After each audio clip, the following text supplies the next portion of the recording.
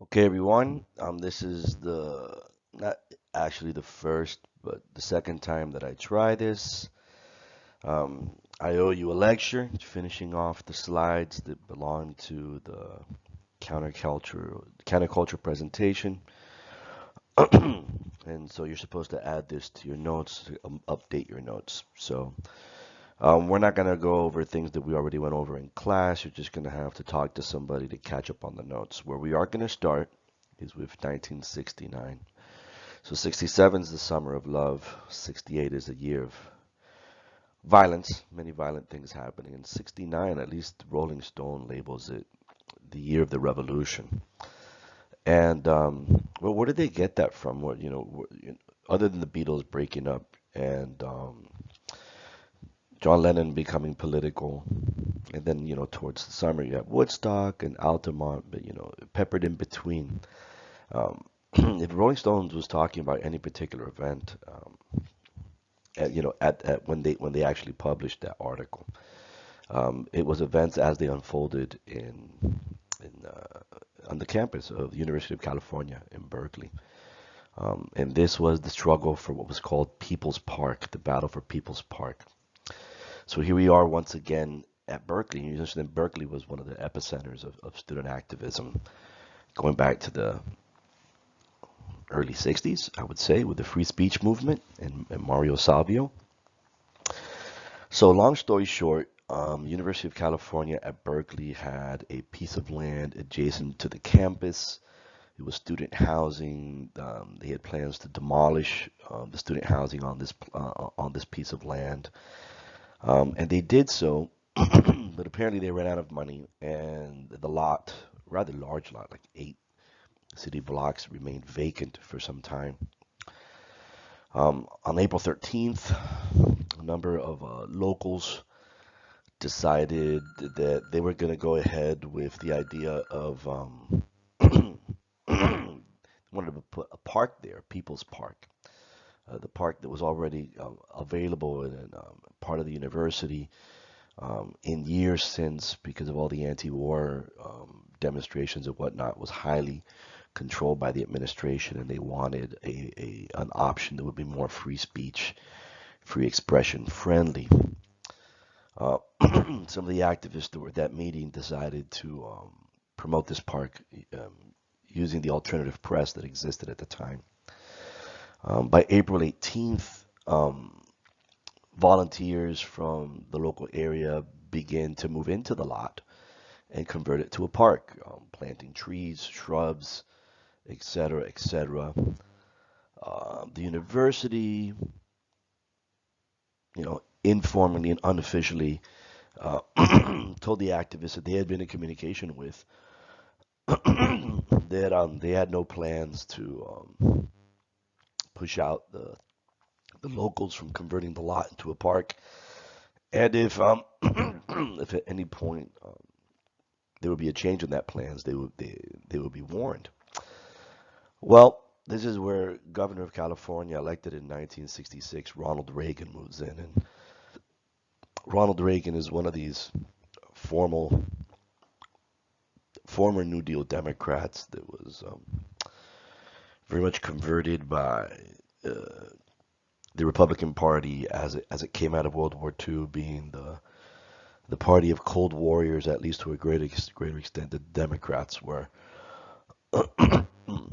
and he's very much a Goldwater Republican, hell bent on dismantling the safety net that was put together by the New Deal and later on by the Great Society, and absolutely had no tolerance for the anti-war movement, much less the counterculture. So Ronald Reagan, not really happy with what he saw as the lax attitude by the administration at the university towards, examples of student expression against the war and whatnot, decides to take matters into his own hands.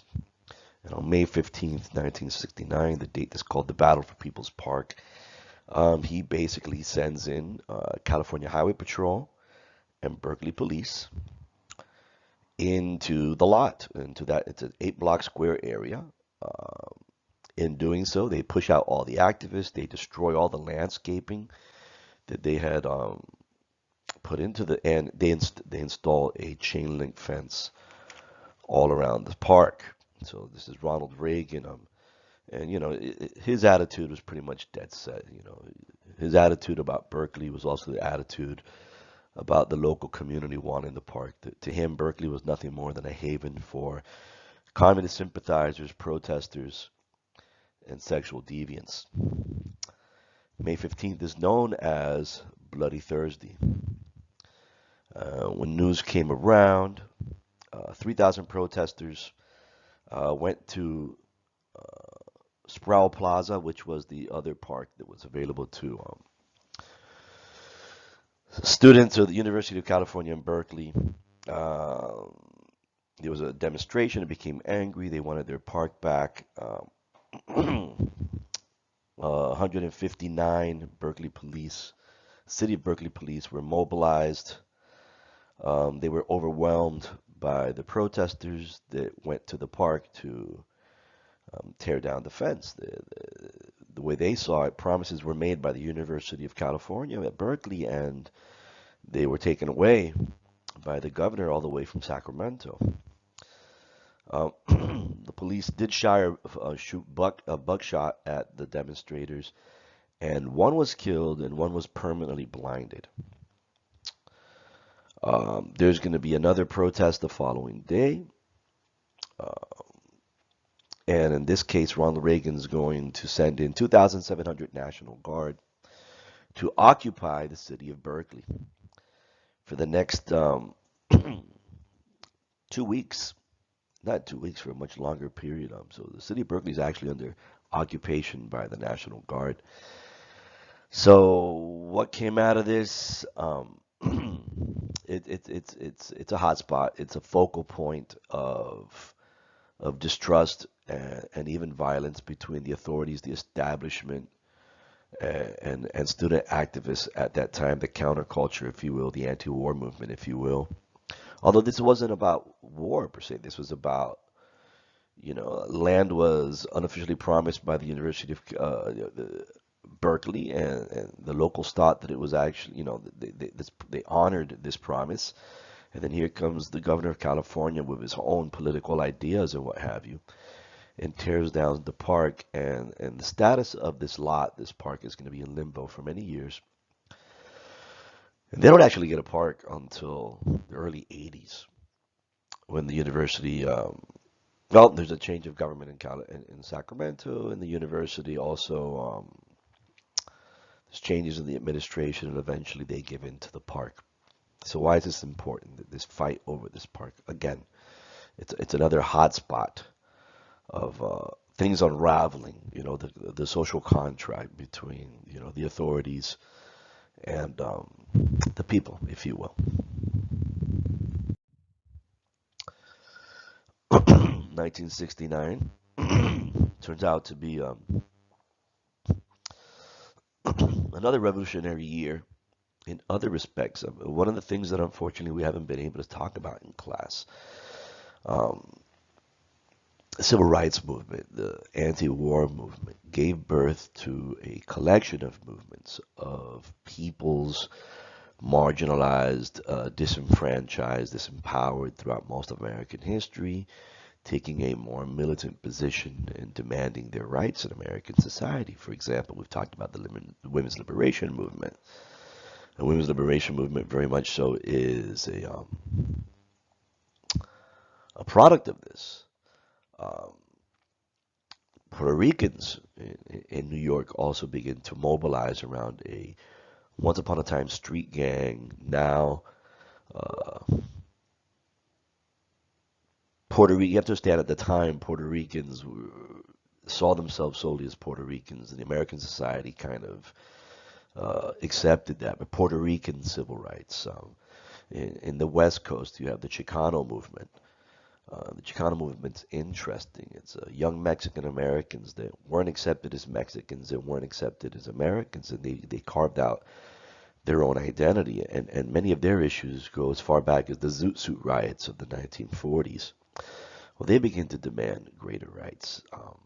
The one group I think we need to focus on is probably one of, if not the most marginalized group in American society throughout most of its history, um, was the LGBTQ community, um, and how June 1969 proves to be a watershed moment for that community in American society.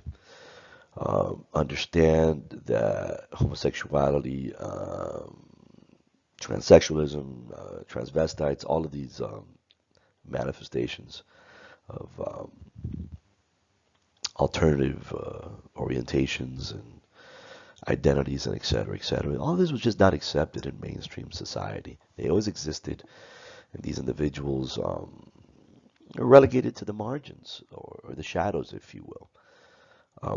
So very few places in which to congregate and be themselves. Uh, so the community, the gay community, I guess, would naturally gravitate towards the few places um, that would offer them the opportunity to congregate. So here we are in New York City. It's Greenwich Village, and there's one particular bar. It's called the Stonewall Inn. Now, it's interesting because this bar was actually owned by the mafia. I mean, they didn't care about who went there. Not to them, it was a profit-making venture. So the Stonewall Inn, this is the way there was throughout the country. There were local laws that basically criminalized homosexuality. Um, local governments felt they had the legal right to determine moral decency and the right to enforce it, if you will.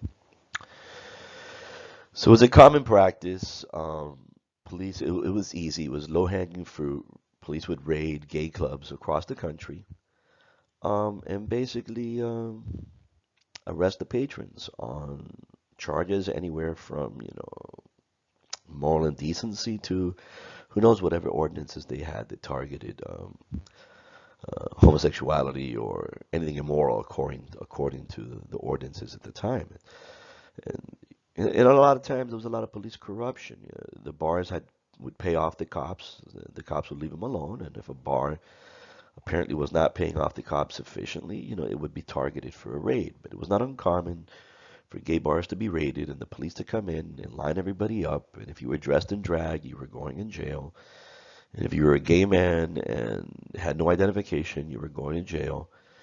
And go through the whole routine and let people. It was more harassment. Nobody's going to go to prison, but it was a routine institutional harassment of the community that was just, that's the way things had always been done. So it's June 28th, 1969, and it's another, routine police raid. The oddity is they used to be warned about these things ahead of time. In this case, they weren't. There was about 205 patrons at the bar. And the police come in and the lights come on and people are lined up against the wall as usual. Okay. And they begin to separate people. And they begin to manhandle people like, it always has been. And then, but since you're in New York City and it's Greenwich Village, I guess this raid takes longer than usual and a crowd begins to gather outside.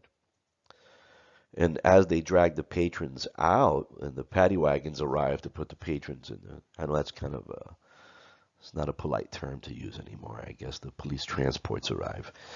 And to take the patrons away, there's a scuffle between a trans man, Stormy Delivery, you see her picture there, and the police. And the police hit her across the head, or hit him across the head with a baton. And apparently the story goes that he says to the crowd, aren't you guys going to do anything? And this is almost a watershed moment. The crowd becomes incensed and becomes angry, and the police get nervous.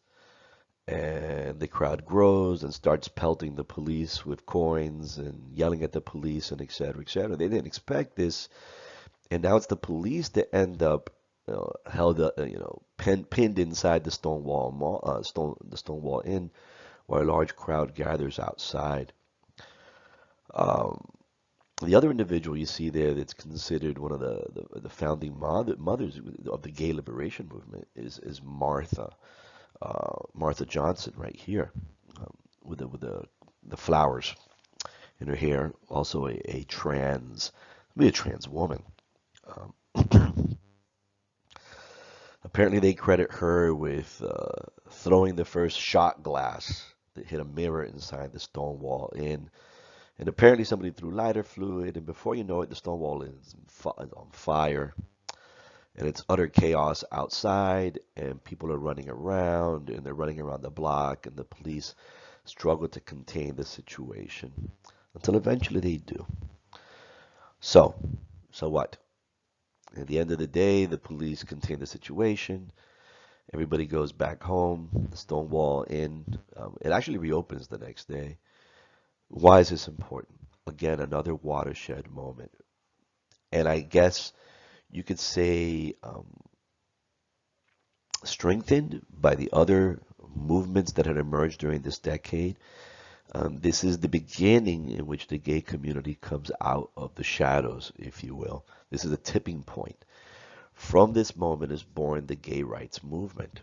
The gay liberation movement pops out of this moment, and you're going to see more and more activists from the community going public, demanding a seat at the table of society, um, equal treatment, and the end of basically homophobic, hate-driven ordinances that target uh, gay people, the gay community, for no other reason than but to harass them and keep them in the margins. So every bit of progress that the gay community has made since then, I think you would be hard pressed to find one gay individual that does not look back at the Stonewall Uprising as that watershed moment, as the birth of the gay liberation movement. And if they have founding mothers and founding fathers, and this is unfortunate because they made a film not that long ago, and they completely whitewashed it, literally. Um, Understand, Stormy was a person of color. So was Martha Johnson. I'm sorry. It was a trans man and a trans woman of color um, that sparked the gay liberation movement, the movement for gay rights in this country. And yet this was completely sidestepped by a Hollywood studio when they made a movie about the Stonewall Uprising. So this was unfortunate, and it speaks to issues, intersectional issues that still continue to exist, within all communities. With even within communities of marginalized people, do you not have uh, sexism, classism, racism, um, et cetera, et cetera. And I guess that's the whole argument for intersectionism. All of these isms that marginalize and disempowered people need to be addressed simultaneously. Simultaneously.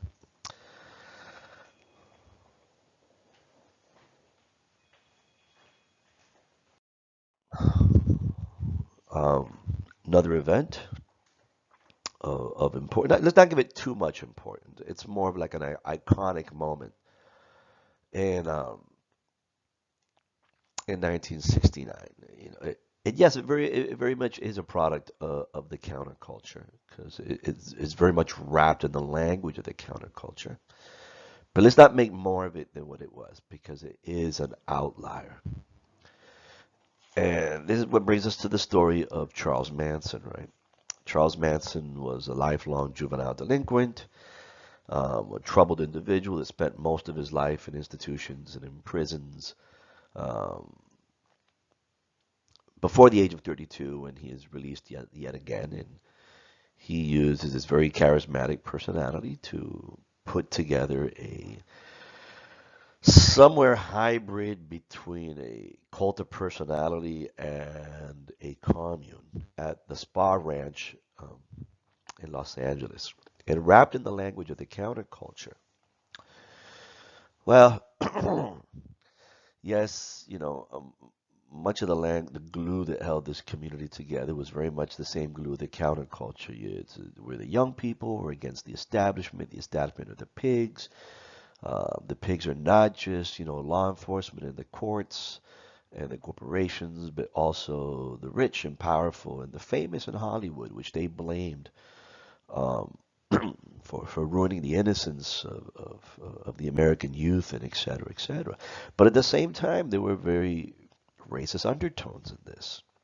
Okay, as progressive as they believe themselves to be, and this has been an often quoted observation of the counterculture, at least the wide experience. With all this talk about progressivism, there was still very, very present, very residual elements of racism and sexism um, within the countercultural community. Um, I believe it was Gloria Steinem that said, if you go back, you can't have a true sexual revolution if men are the only ones that define it. And that was the problem with your Hugh Hefners. Yeah, countercultural, even though, you never had long hair and stuff, but a countercultural figure. But, here you have a male-centered definition of what the sexual revolution was supposed to look like. And Gloria Steinem had a problem with that. So, I mean, it's what I'm trying to, the point I'm trying to make is that even within these people that consider themselves very progressive, even though they would not have used the word progressive at the time, there were still very strong elements of the very things that they claim to be fighting against. For example, Charles Manson's inspiration was the Beatles song Helter Skelter, which he claimed spoke to him personally. He claimed it was prophetic. It was foretelling a race war, an apocalyptic race war in this country, of which, from the ruins of this race war, Charles Manson would emerge as a supreme leader, if you will. These are the fantasies of a mentally ill man. So long story short, this commune, he convinces them to go and commit a series of murders in the Hollywood Hills of people that, they're the establishment. These are the Hollywood elite, if you will.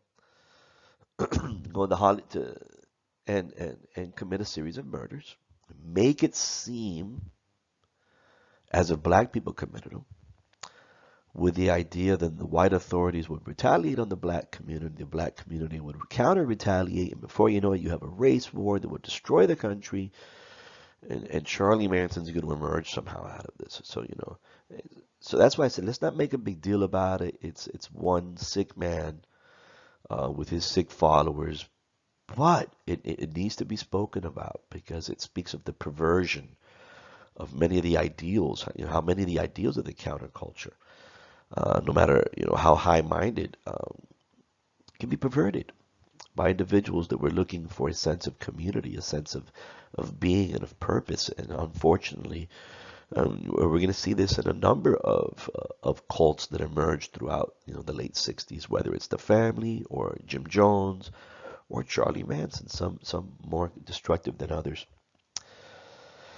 So on the night of August 8th, 1969, three of Manson's followers, one man and two women, sneak into the house of Roman Polanski, who was a famous director. He was not in the house at the time, but his young wife, Sharon Tate, and a couple of friends were there, and Sharon Tate was pregnant. Well, they're all stabbed to death,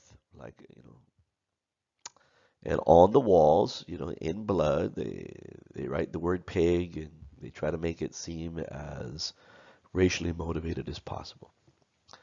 The next day, they come back, and they murder another couple that lives nearby, Lino and Rosemary Bianca. And, well, this doesn't do the counterculture any favors. It doesn't. Yes, they're caught, and in their trials, it shows just how deeply controlled these very weak-minded individuals were that were part of Manson's family, the Manson family, if you will.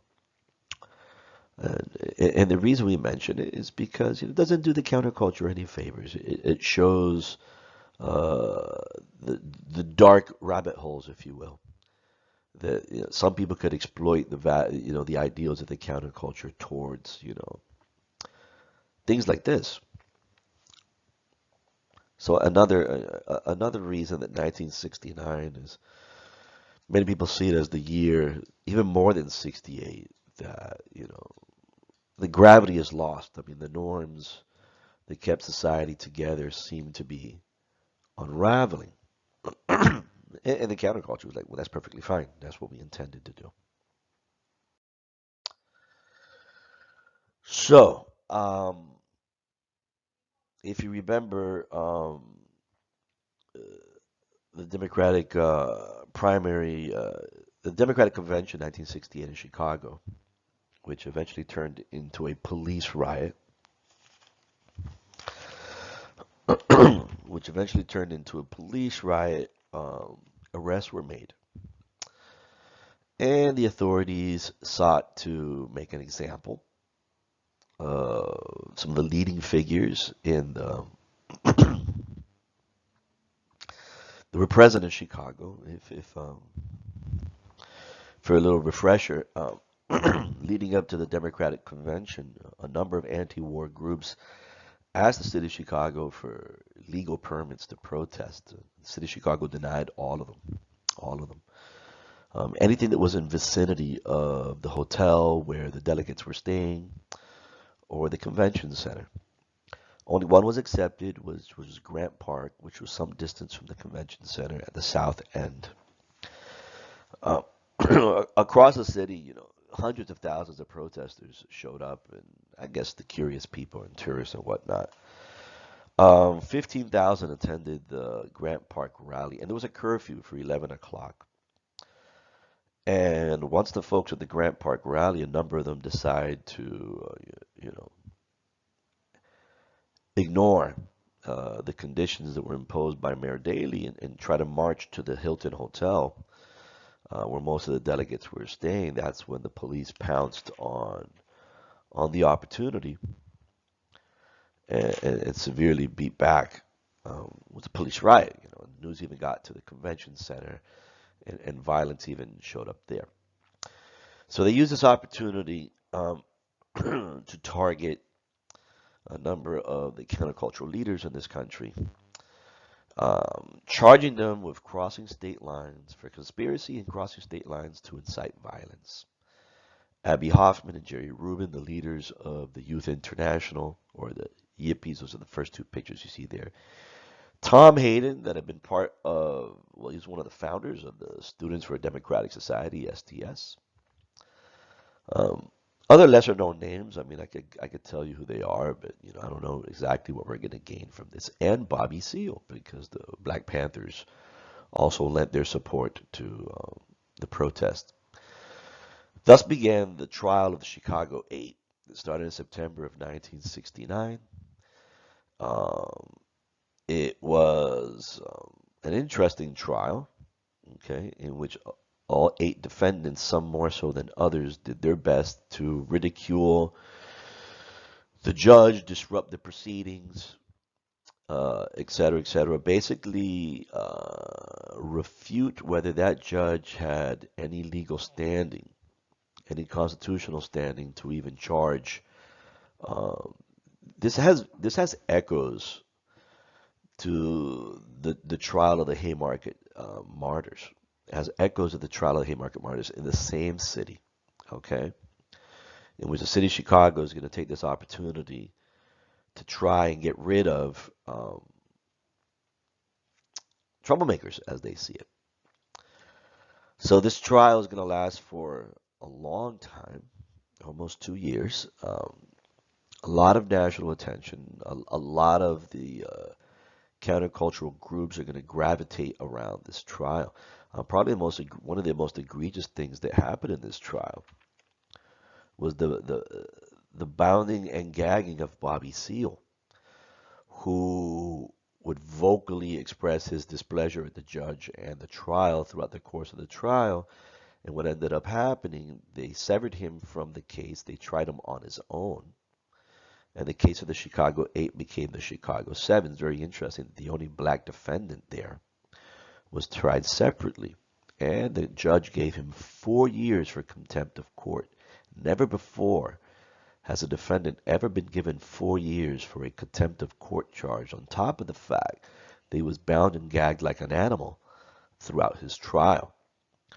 Um, Long story short, it took some time, but all the charges were dropped. Not only the charges against Bobby Seale, but the charges against all the seven remaining defendants of what become the Chicago 7 trial. So I guess that was a win uh, for the counterculture, but it speaks of things that are okay. So let's take this opportunity to talk about the students for a democratic society. Understand a number of things have been happening. The Students for Democratic Society started as very liberal, anti-communist. This is before the war even started. Very pro free speech, borrowing a lot of the talking points from the beatniks against criticizing American consumerism and traditional values, et cetera, et cetera. By the end of the decade, um, their platform, their message had altered significantly. July 1969, the Students for a Democratic Society held a national convention. And at this convention, a number of splits occurred, and this would, for all intents and purposes, be the end of the SDS as it was known. Um, One faction, the Progressive Labor Party, were outright Maoist, supported the Cultural Revolution, and one of the first things that happened at that convention is that they were ousted from SDS. And this kind of goes all the way back. If you remember, um, the former leader of SNCC, the first president of SNCC before H. Rap took over. I'm trying to remember his name. Well, you can look it up. He expelled all the white members from SNCC, telling them that you have to organize your own. And I guess this has the effect of swelling the numbers of the SDS, but nonetheless. And so now you're left with two factions after the expulsion of the Progressive Labor Party because of their particular politics. Um, the old SDS that wanted to remain leaderless, non-ideological, non-program, pretty much still focused on issues of free speech, civil disobedience, and continuing to protest the war. And then, the same thing happened in SNCC. A smaller group of more militant members of the SDS that felt that, that was a force that had extinguished itself. A program was adopted at the convention. The SDS would dedicate itself to opposing white supremacy, opposing imperialism, and supporting wars of national liberation, chiefly the Viet Cong's struggle in Vietnam, support women's liberation, oppose communism. Okay, so it's something a lot of people, when they get lost in the red baiting, they forget. There was a very vocal opposition that no, we're not interested in going in the direction of the Soviet Union. They were not interested in going in the direction of China. That's why they kicked the PLP out of the convention. Not interested in going in the direction of the Soviet Union. However, support for armed struggle and support to advance the principles of socialism. Um, this small group, for the most part, more wholeheartedly adopted that platform more than the old SDS. And this group that would split from the SDS, it was smaller but more militant, ready to abandon civil disobedience. The idea was we've tried that for a number of years. It's the same phenomenon that happened in SNCC. Perhaps now is the time to speak the same language as our oppressors. Look what happened in Chicago. If that's the only language they know, Look what happened in People's Park. If that's the only language they know, violence, cracking people's heads open because they don't agree with them. So maybe we need to speak to them in their own language. Maybe we need to bring the war here to the United States. Maybe the reason the Vietnam War continues to go on is because the American people are disconnected by the horrors of war, namely the horrors that our war machine is creating. The horrors that our war machine is inflicting on the Vietnamese people, and maybe just maybe, enlightenment will only come when bombs go off here. When that same sort of terror is experienced by American citizens, then maybe they might rethink their continued support of the war. So this organization calls itself the Weathermen, and they take their name from a Bob Dylan song. Um, I forgot the lyrics right now, but it has to do with which ways the wind is blowing. You don't need to be a weatherman to know, or something like that. And they decide to stage 3 days of demonstration and direct action in Chicago on October 8th through the 11th of 1969.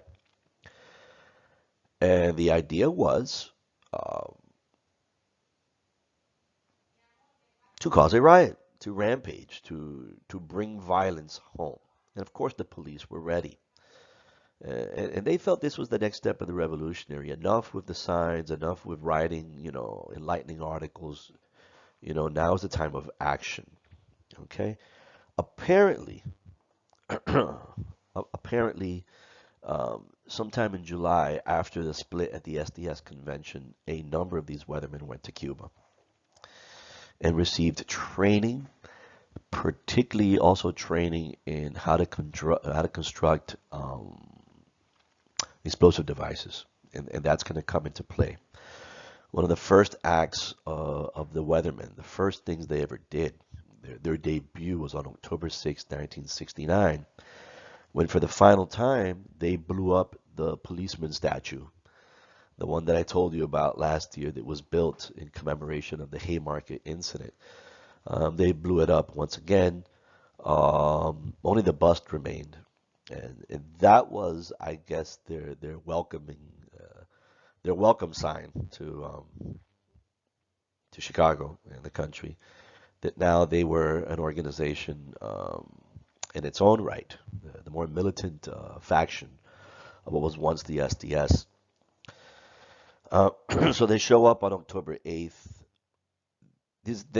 A lot of people claim that their failure to promote this, and not enough time to promote this, led to very low numbers, but 800 weathermen showed up in Chicago. 2,000 police were waiting and trained.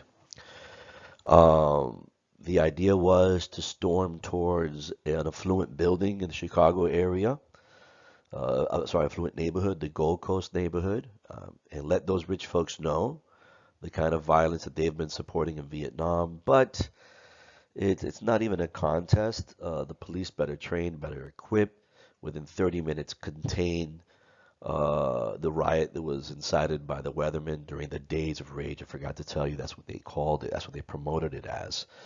287 arrests, $183,000 in damages because they would destroy storefronts, and well, they had little interest in they didn't really see themselves on the same page as petty bourgeoisie shop owners and whatnot either. So they targeted cars and small merchants, small businesses, and et cetera, et cetera. Long story short, they failed to spark what they hoped to spark. Um, they never were a majoritarian faction within the SDS. It drives the split between the SDS even further. It creates a split between the Weathermen and the Black Panther Party that for a moment was supporting them and then decided not to. It's very interesting. When Nixon turns his sights with the help of J. Edgar Hoover,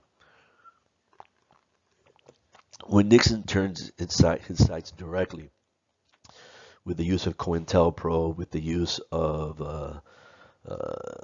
the new drug laws on many of these countercultural groups, It's interesting how they react, especially with the assassination of Fred Hampton.